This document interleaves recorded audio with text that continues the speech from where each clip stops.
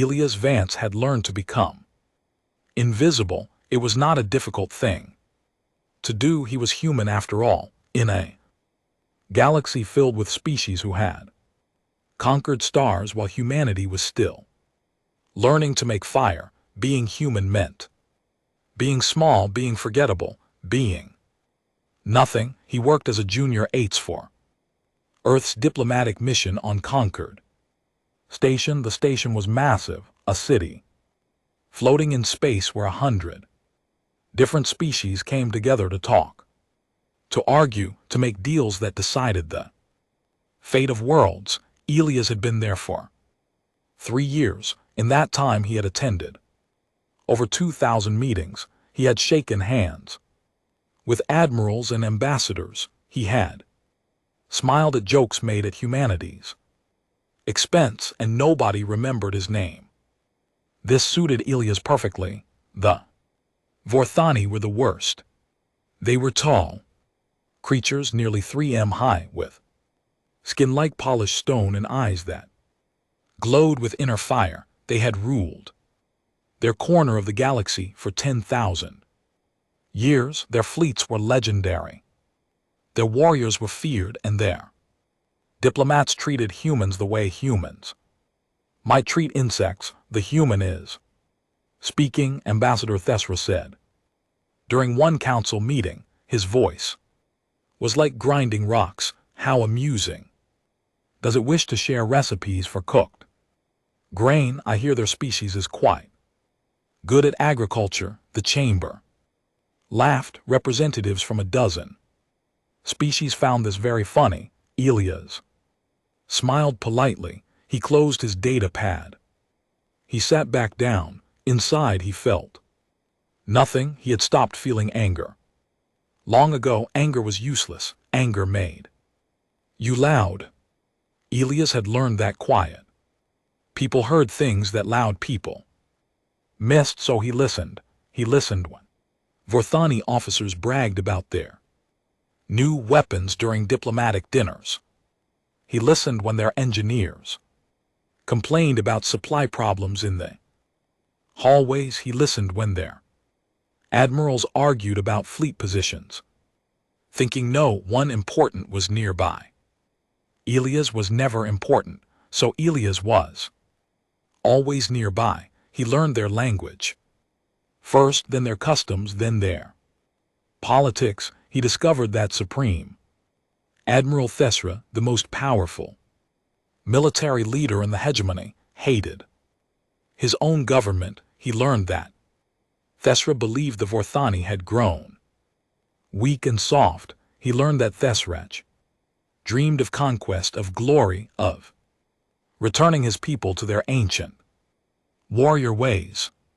Elias wrote all of this in his reports. He sent them to Earth every week. The reports were received. They were acknowledged. They were filed away and forgotten. Nobody listened to the quiet human. The Krill were different from the Vorthani, but they treated humans the same way. They were smaller, quicker, with scales that shifted color based on their moods. They had been rivals of the Vorthani for centuries.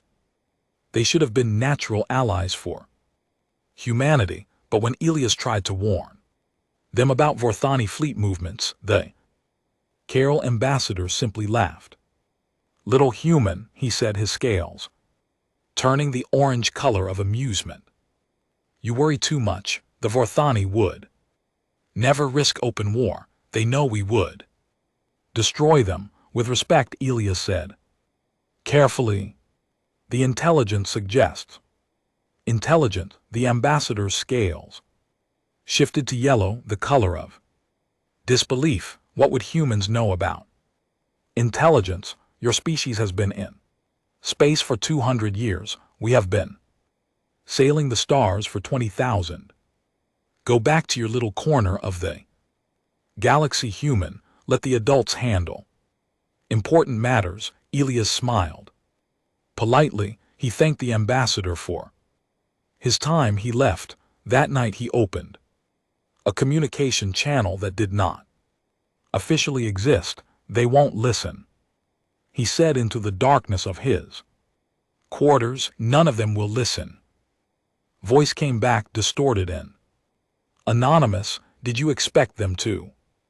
No, Elias admitted, but I had to try. For the record won't matter. When the shooting starts, no, Elias agreed it won't. He ended the call and sat alone in the dark for a long time. The next morning, he went back to work. He attended meetings, he took notes, he smiled politely when the Vortani made jokes about human weakness. He smiled politely when the Krill dismissed human concerns. He smiled politely when representatives from a dozen species talked about humanity like they were children who had wandered into an adult conversation, and he kept listening. He noticed that Vorthani supply ships were moving toward the periphery world's 17 independent systems that sat between the major powers. He noticed that Vorthani training exercises were positioning warships along neutral trade routes. He noticed that Thesra had stopped attending diplomatic functions, which meant he was busy with something more important. Elias knew what was coming.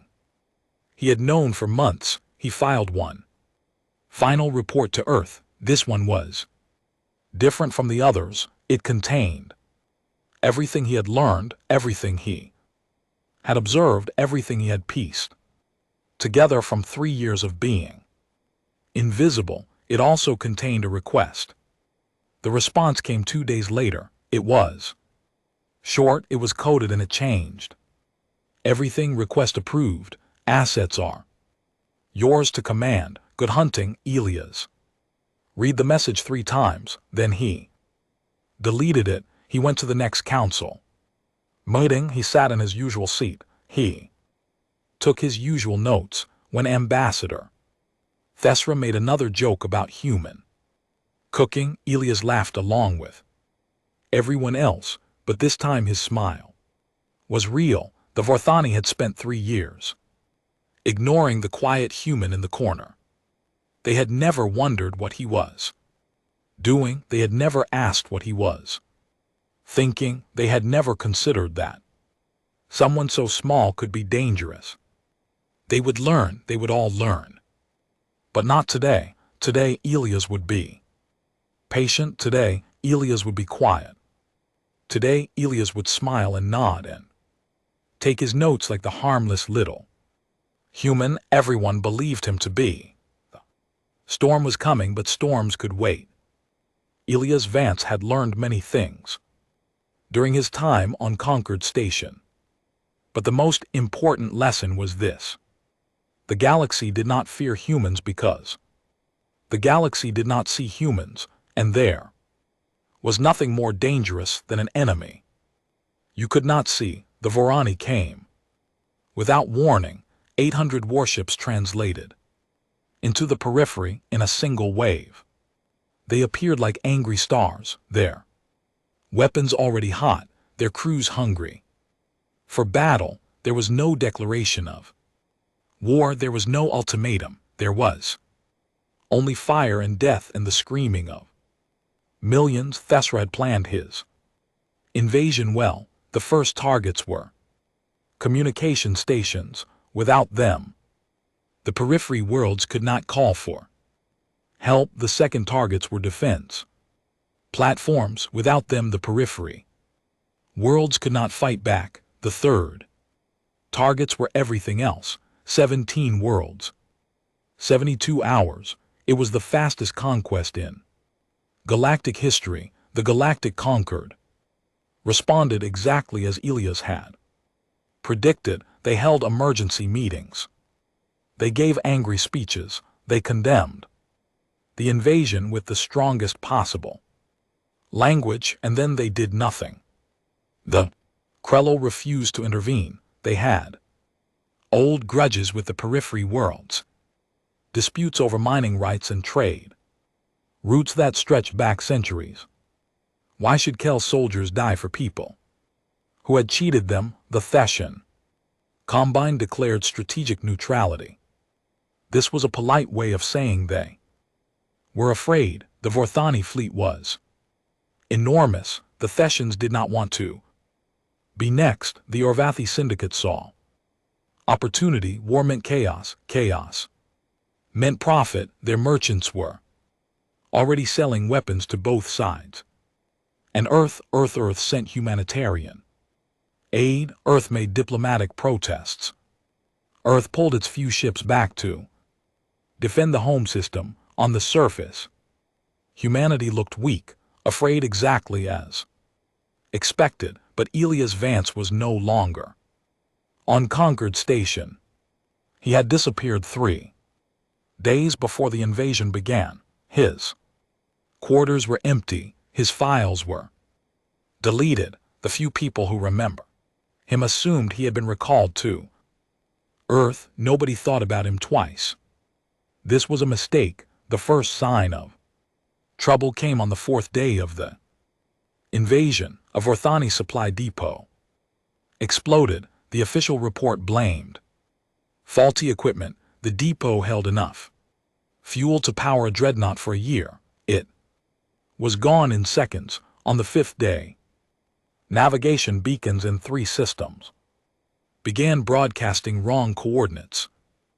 Vorthani convoy followed those coordinates. They flew directly into an asteroid field. 12 ships were destroyed before they realized something was wrong. On the 6th day of Vorthani, Admiral received intelligence about a Krill ambush fleet waiting in a nearby system. The intelligence was detailed. It was convincing. It was completely false. The Admiral repositioned his forces to counter the threat while they were out of position. Resistance fighters struck his supply lines. Supreme Admiral Thesra was furious. He ordered investigations. He executed officers for incompetence. He blamed spies within his own government. He never thought about the quiet human who had spent 3 years memorizing his language, studying his tactics, learning the names of his officers and the weaknesses of his ships. Elias watched from the shadows. He was not on Concord Station anymore. He was not on Earth. He was in a place that did not exist on any map, a derelict station floating unclaimed space, and he was not alone.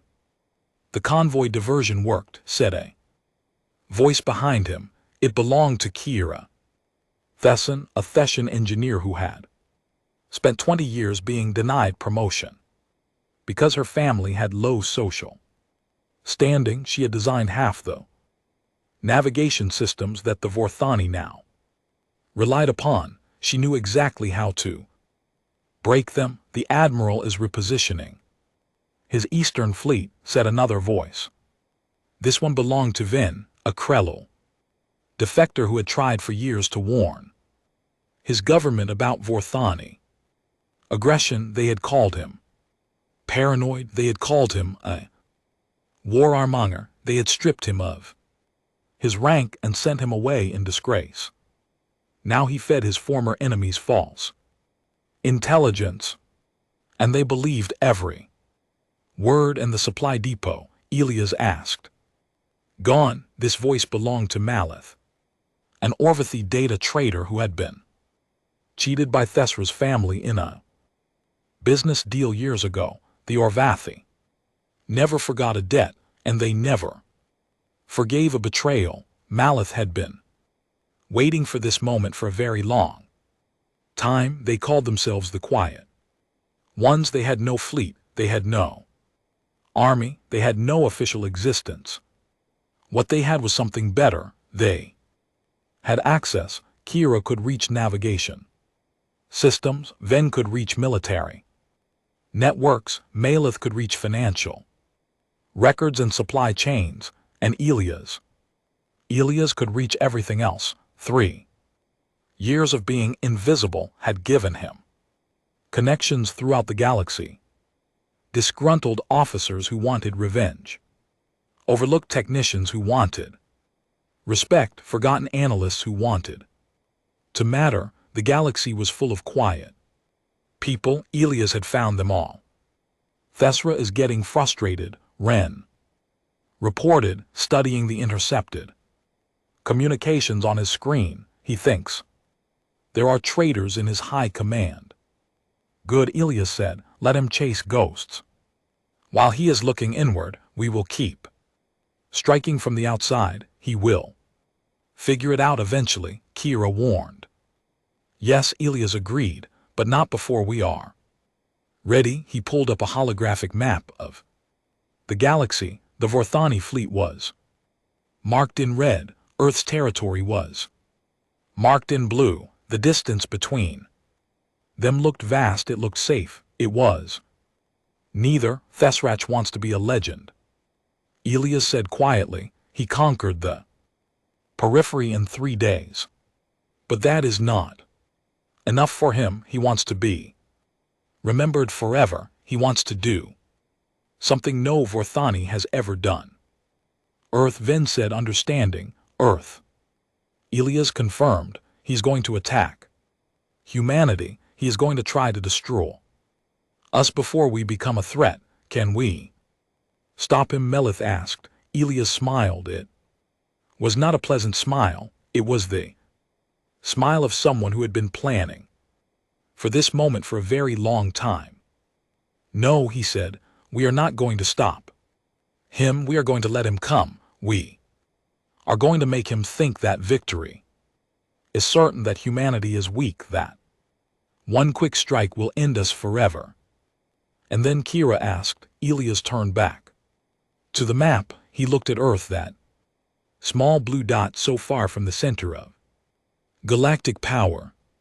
And then he said, we are going to show them what happens when you ignore the quiet ones. The trap was being built piece by piece, day by day.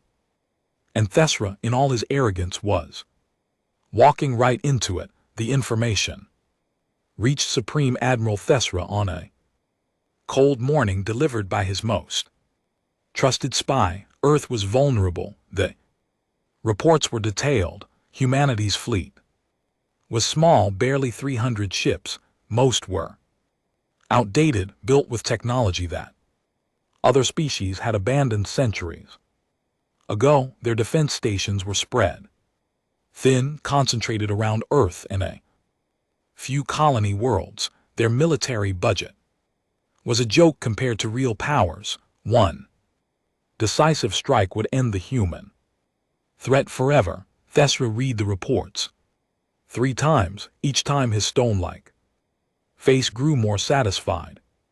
This was exactly what he had been waiting for. The periphery conquest had been glorious, but it was only the beginning. History remembered those who did great things. History remembered those who shaped the galaxy. History would remember Thesrock as the admiral who eliminated humanity before they could become a problem. He did not know that every report on his desk had been written by Elias Vance. In the derelict station, Elias worked without sleep. The final phase of his plan was the most delicate. Everything depended on Thesra believing what he wanted to believe. Fortunately, arrogant people always believed what they wanted to believe. It was their greatest weakness. The fleet numbers are accurate, Kira said, reviewing the false intelligence they had planted. Earth really does have only 300 combat ships. The locations of the defense stations are accurate, too, Brent added. If Thesra checks, he will find nothing wrong with our information. That is the key, Elias explained. Good lies are built on truth. We did not tell him Earth was weak. We let him see that Earth was weak. There is a difference. But Earth is weak, Malith pointed out. 300 ships against 1,000. The numbers do not lie. Elias smiled. That quiet smile that his team had learned to recognize. It meant he knew something they did not. Numbers only tell part of the story, he said. For decades, humanity had played a careful game. On the surface, they were exactly what the galaxy expected: young, primitive, struggling to catch up with older civilizations. Their official fleet was small.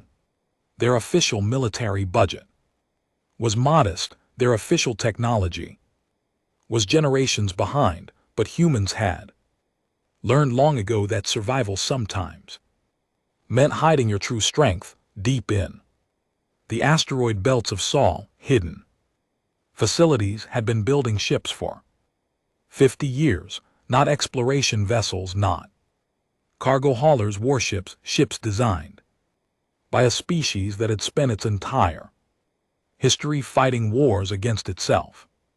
Ships armed with weapons that human engineers had developed in secret, using principles that alien scientists had dismissed as impossible. The Vorani believed that humanity was weak because humanity had allowed them to believe it. Every diplomatic mission, every trade negotiation, every cultural exchange had reinforced the same message: humans were not a threat. Humans were harmless. Humans were too busy trying to survive to be dangerous. It was the greatest deception in galactic history, and it had taken generations to build.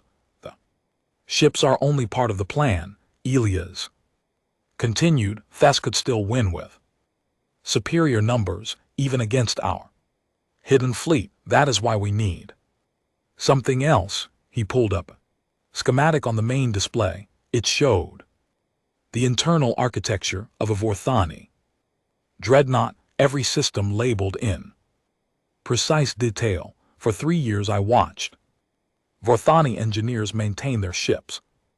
At Concord Station, I listened to their complaints. I learned their procedures, and I discovered something interesting. He highlighted a section of the schematic. It was the central computer core, the brain that controlled everything from navigation to weapons to life support. The Vorthani have not updated their core software in 200 years. They believe it is perfect. They believe it cannot be improved. They believe it cannot be broken. Can it? Vin asked, leaning forward with interest. Everything can be broken, Elias said. You just need to find the right crack. The quiet ones had spent months preparing. Every routine software update that Vorthan ships received contained hidden code sleeping in the depths of their systems. Every maintenance drone that serviced their vessels carried tiny modifications. Every diplomatic gift from friendly species included components that were not quite what they appeared to be. The code did nothing. It sat dormant, invisible, waiting until Elias told it to wake up. When Thesra's fleet enters the Sol system, we activate the code, Elias explained. Navigation fails, targeting fails, communication fails, their ships become blind, deaf, and confused. They will still have weapons, Kira pointed out. They will still have warriors, yes. Elias agreed, but a warrior who cannot see his enemy as just a target, and 300 human ships fighting together, knowing exactly where to strike. He did not need to finish the sentence. They all understood. There is one more element, Elias said. He paused, choosing his next words carefully. Thesra needs to hear from me directly. He needs to know who did this to him. He needs to understand why. Malith asked. Revenge. Elias shook his head. No, not revenge. A message. He turned to face his team. These were people who had been ignored, dismissed, forgotten by the galaxy. They had been told they did not matter. They had been told they were nothing, and yet here they were about to change history.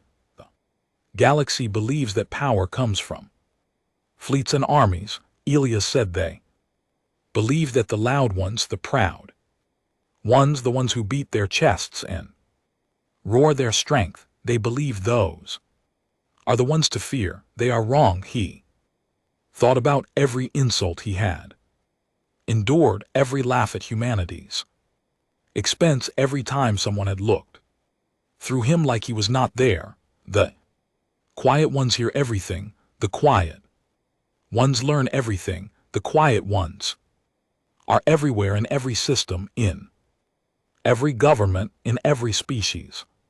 And the galaxy needs to know that ignoring us is the most dangerous mistake they can make. A message came through on the main display. Thesra had given the order. The Vorthani fleet was mobilizing 1,200 ships, the largest invasion force in a century, were preparing to attack Earth. Elias watched the numbers scroll across the screen. 1,200 ships, warriors who had conquered the stars while humans were still living in caves, technology that should have been impossible to defeat. He felt no fear. He had stopped feeling fear years ago. Around the same time he stopped feeling anger. Both emotions were useless. Both emotions made you weak.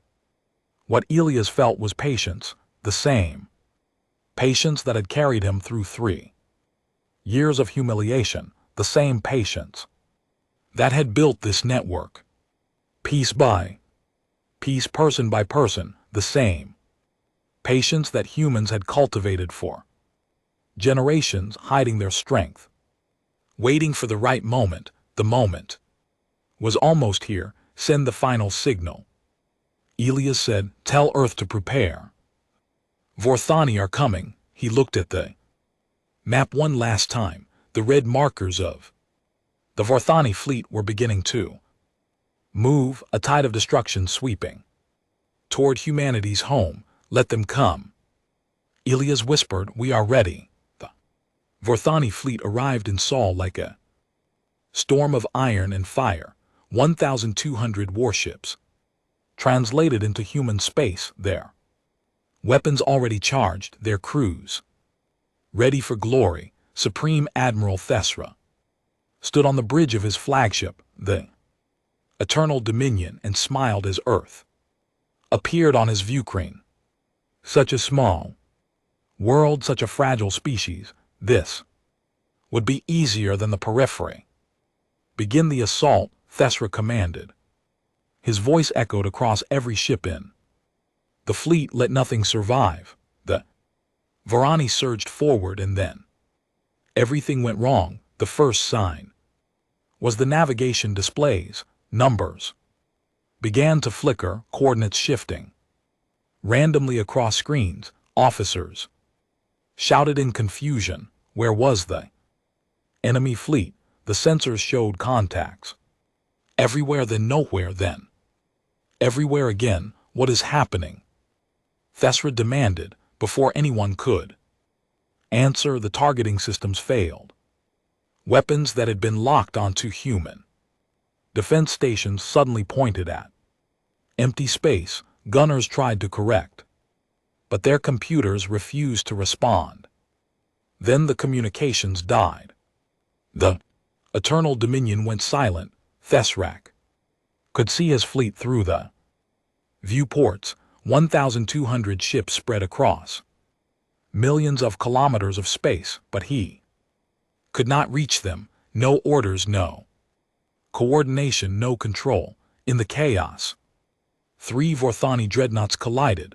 Their collision avoidance systems reported clear space where Allied vessels floated. The explosions lit up the void like small suns, and through the fire the human fleet emerged. They were not the primitive ships that Thesra had expected. These vessels were sleek and deadly, built for one purpose: war. They moved in perfect formation. Their Weapons already firing, their captains knowing exactly where to strike. 300 ships against 1,200, but 1,200 ships that could not see, could not communicate, could not coordinate.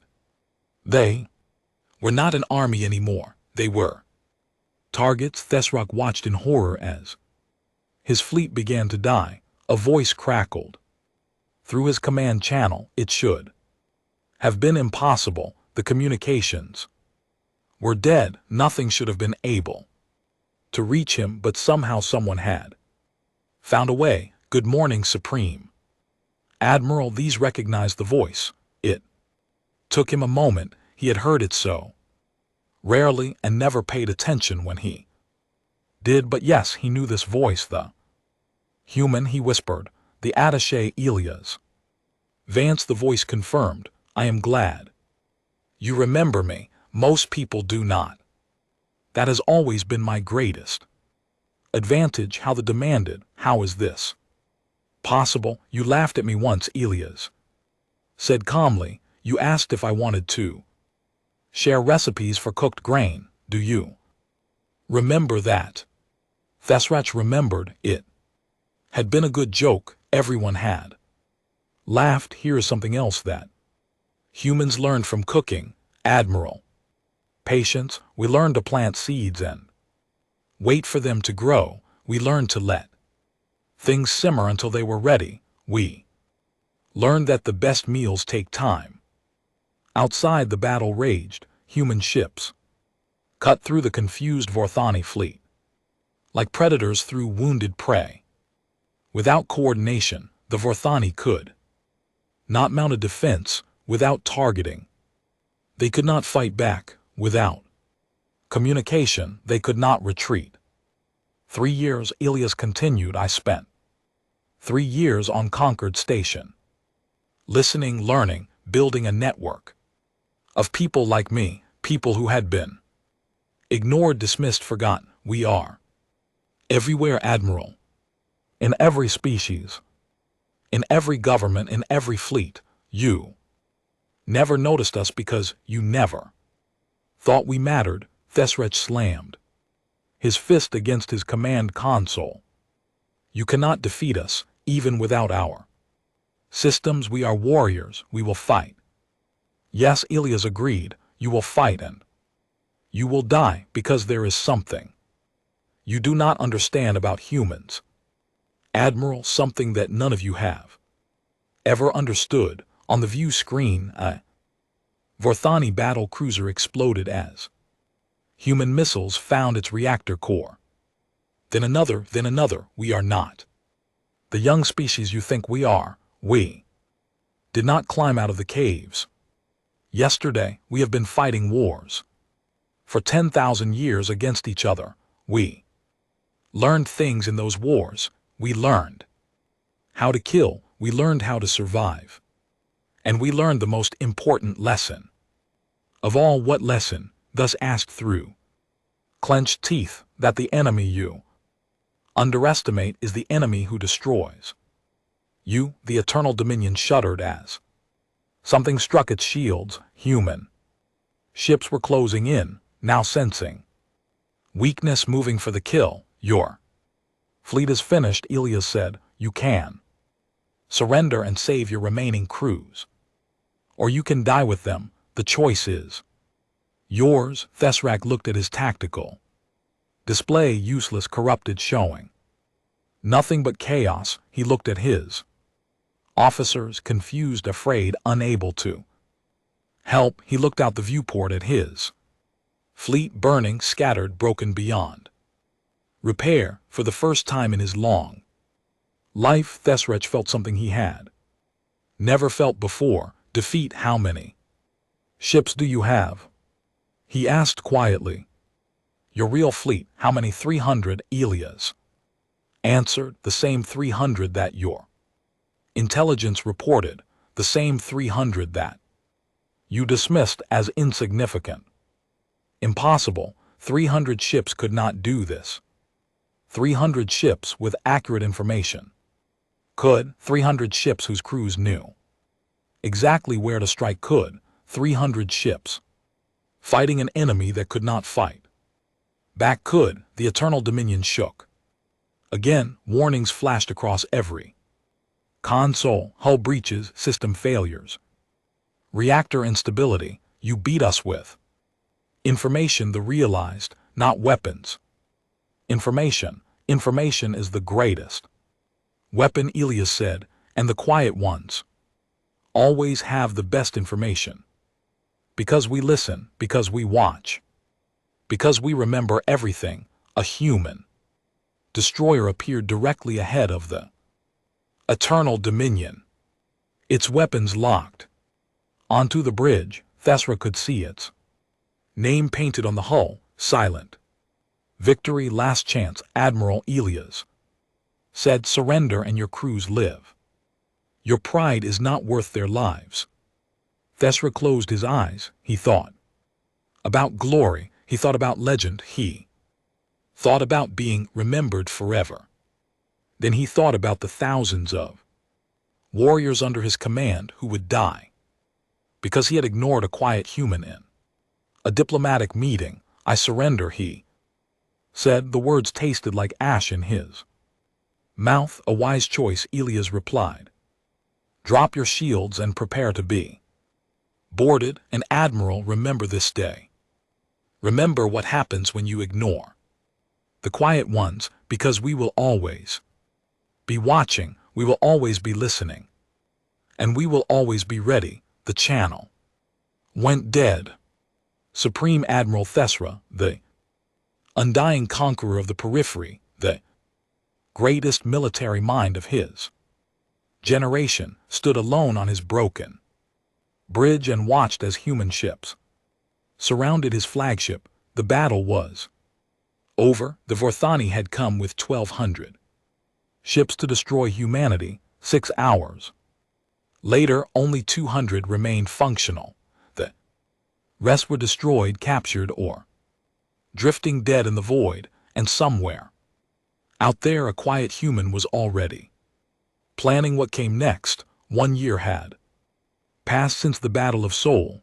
The galaxy had changed. The Vorthani hegemony, once the most feared power in known space, had collapsed into civil war. Thesra's generals had blamed each other for the disaster. They had fought over the ruins of their empire.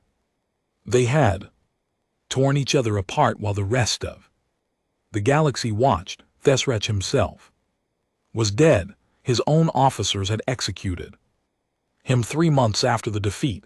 They called him a failure. They called him a fool. They called him the admiral who had lost 1,000 ships to a species of primitives. They never understood what had really happened. The periphery worlds were free again. The species who had been conquered and enslaved had rebuilt their governments, their stations, their lives. They remembered who had helped them. They remembered who had abandoned them, and they remembered who had been ignored. Humanity's seat on the Galactic Conquered Security Council had been approved unanimously. Even the Krill had voted in favor, even the Thessians, even the Orvathi.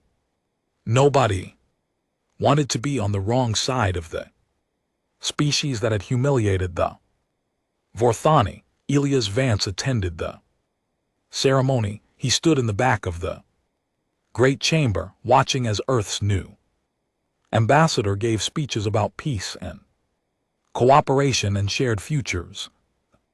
Ambassador was young and bright and full of hope. She talked about building bridges between species. She talked about learning from the past. She talked about a galaxy where everyone was equal. Elias listened politely. He did not believe a word of it. The galaxy would never change. The strong would always look down on the weak. The loud would always ignore the quiet. The powerful would always assume their power made them right, but that was fine. Elias had learned to work with the galaxy as it was, not as he wished it could be. After the ceremony, the delegates mingled. The reception hall, drinks were served. Hands were shaken, deals were made in quiet corners, business as usual for Concord Station. A Carol ambassador approached Elias. He was older now. His scales faded with age, but Elias recognized him. This was the same ambassador who had laughed about human cooking 3 years ago, the same one who had told Elias to let the adults handle important matters. At Vance, the ambassador said carefully, his scales were gray, the color of respect. I hoped I might speak with you, of course. Ambassador, Elias smiled politely. It was the same smile he had always worn. We misjudged your species, the krill said. We thought you were less than you are. We were wrong. Many species made that mistake, Elias replied. The Vorthani made it worst of all. Yes. The ambassador hesitated, his scales flickering through several colors before settling back to gray. I must ask, the things that happened, the sabotage, the false intelligence, the chaos that destroyed Thesra's fleet, was that you? Was it all you? Elias did not answer. Immediately, he looked around the reception hall at the hundreds of delegates from dozens of species, so many powerful people, so many important people, so many people who had never noticed the quiet human taking notes in the corner. Not just me, he finally said. There are quiet ones in every species, ambassador, people who are ignored, people who are dismissed, people who are told they do not matter. I simply help them find each other. Carol's scales shifted to pale blue, the color of fear. They are still out there, your network. Elias smiled again. The galaxy is very large, ambassador, and there are always people being ignored. He excused himself politely and walked away. The truth was simpler than the krill imagined. The quiet ones had not disbanded after the war. If anything, they had grown. Kira had returned to Theshan space, but she still monitored navigation systems across the galaxy. Ven had been welcomed back by the krill government, now a hero instead of a disgrace, but his first loyalty remained to the network. Malith had expanded her information trading business, and every piece of data she gathered was shared with those who needed it most. And every day new members joined, engineers who had been passed over for promotion, analysts whose warnings had been ignored, soldiers who had seen their reports buried by superior officers. The galaxy was full of people who knew things, saw things, understood things, and were never listened to. Elias gave them a place where they would be heard. A young human woman approached him near the exit. She was new to the diplomatic corps, still witty and eager. She reminded Elias of himself 3 years ago, before he had learned how the galaxy really worked. Excuse me, sir, she said nervously. I just wanted to say what you did. It was incredible. You saved Earth. You saved everyone. Elias studied her face. Young, smart, quiet, the kind of person that powerful aliens would overlook without a second thought. What is your name? He asked. Min, sir. I am the new junior aides for the Thesian desk. A difficult assignment. The Thesians do not respect humans much. No, sir. She lowered her eyes. They barely acknowledge me. Most days I feel invisible. Elias nodded slowly. He reached into his pocket and pulled out a small card. It had no name on it, no title, no official markings, just a communication frequency. Invisible can be powerful, he said, pressing the card into her hand. If you ever feel like no one is listening, use this. There are people who want to hear what you have to say. Min looked at the card, then back at Elias. Understanding began to dawn in her eyes. The quiet ones, she whispered, they are real, I thought. They were just a legend. The best secrets are the ones that everyone knows, but nobody believes. Elias smiled one last time. Welcome to the network, Min. We have a lot of work to do. He left the reception hall and walked out onto the observation deck of Concord Station. Through the vast windows he could see ships from 100 different species coming and going. The galaxy continued to turn. Powers rose and fell. Species fought and traded and schemed against each other, and in the shadows the quiet ones watched. They were everywhere now, in every government, in every military, in every corporation and organization and power structure across known space. They did not seek glory. They did not want power. They simply wanted to be heard, and they had learned the most important lesson that Elias Vance could teach them: patience. The galaxy had ignored humanity for 200 years. It had taken only 6 hours to show them the cost of that mistake, but the lesson would not last. It never did. Soon some other species would grow arrogant. Some other admiral would dismiss human warnings. Some other ambassador would laugh at human concerns. When that happened, the quiet ones would be ready. Elias pulled out his data pad and began to take notes. There was a new crisis brewing in the Orvathi Syndicate: trade disputes, political tensions, the usual noise that preceded larger problems. Most people ignored it. Most people thought it did not matter. Elias Vance knew better. He had learned that the galaxy never changed. The powerful always underestimated the weak. The loud always ignored the quiet, and the quiet ones always won in the end, because they were patient, because they were everywhere, and because they never ever forgot.